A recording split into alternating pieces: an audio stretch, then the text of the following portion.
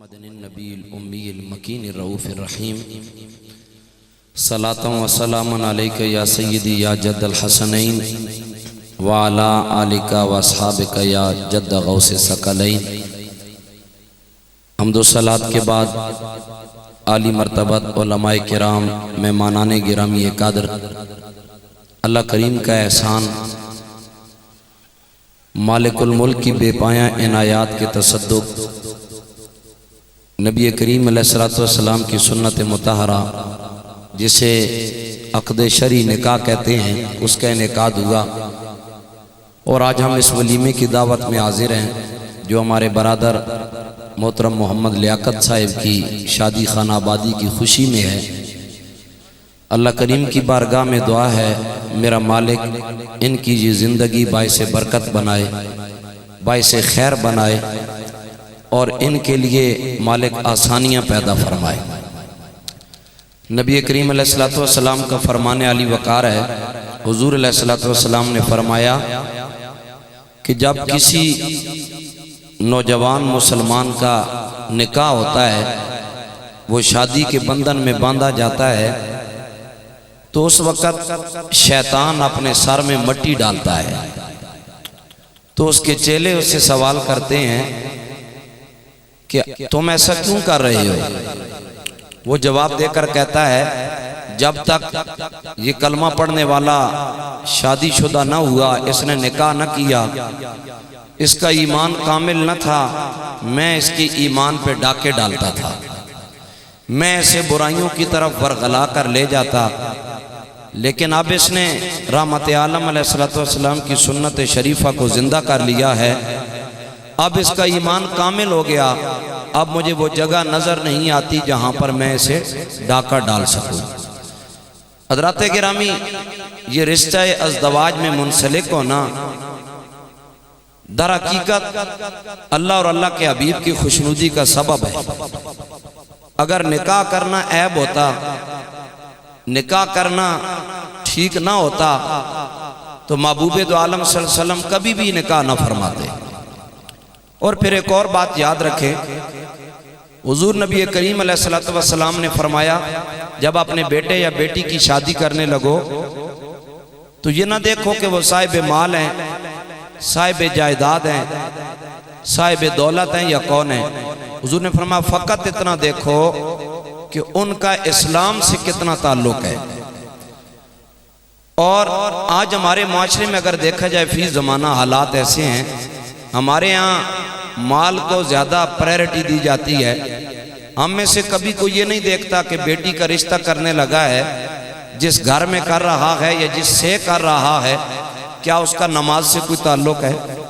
क्या उसका हुजूर नबी करीम अलैहिस्सलातु वस्सलाम की शरीयत से कोई लेना देना है? जिसकी वजह से आज मुआशरती तौर पर हमारे यहाँ बिगाड़ आम हो चुका है। अल्लाह करीम हमें इन तोहमात से और इन तंगियों से महफूज फरमाए।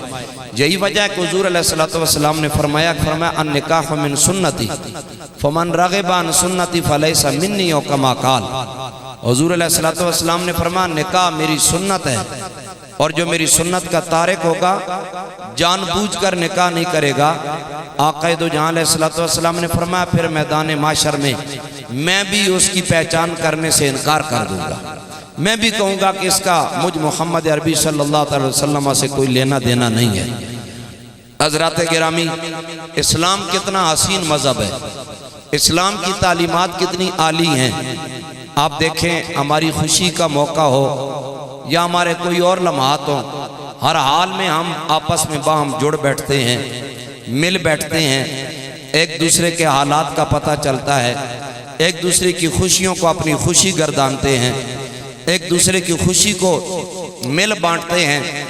और सबसे ज़्यादा खुशी रहमान को उस वक्त होती है जब रहमान के नबी के उम्मती आपस में शीरो शक्कर होकर बाहम इखलाकियात का दामन पकड़ के आपस में मिल बैठते हैं, आपस की खुशियों को खुशियाँ तस्वुर करते हैं, आपस के दुखों को दुख तस्वुर करते हैं। ये वाहिद मज़हब इस्लाम है जिसके अंदर ये गुंजाइश नबी करीम अलैहिस्सलातु वस्सलाम की शरीयत मुताहरा ने रखी है। और ये इस्लाम ही है जिसने ये पैगाम छोड़ा। हुजूर नबी करीम अलैहिस्सलातु वस्सलाम ने फरमाया कितने ऐसे खामिद हैं जो अपनी बीवियों की वजह से जन्नत जाएंगे, और कितनी ऐसी बीवियां हैं जो अपने शोहरों की वजह से जन्नत जाएंगी। हुजूर से सवाल हुआ, आका भला वो कैसे?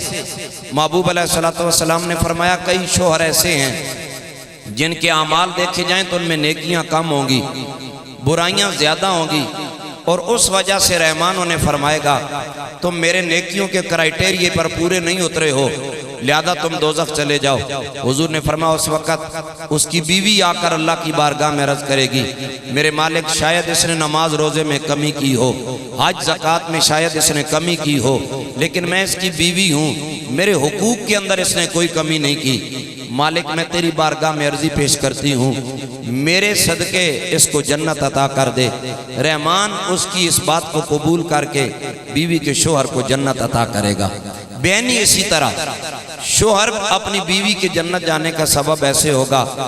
नबी करीम अलैहिस्सलाम ने फरमाया, जब बीवी बदअमालियों की वजह से दोज़ख जा रही होगी, हुजूर ने फरमाया शोहर अल्लाह की बारगाह में सिफारिशी बनेगा।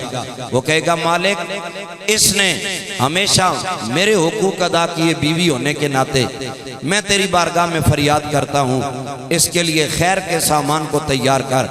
रब फरमाएगा, ऐ औरत, अगर तेरे अमाल देखे जाएं तो तू इस काबिल नहीं तुझे जन्नत भेजूं, लेकिन तेरा शोहर तेरी सिफारिश कर रहा है, जा मैं इसकी वजह से तुझे जन्नत अता कर रहा हूँ।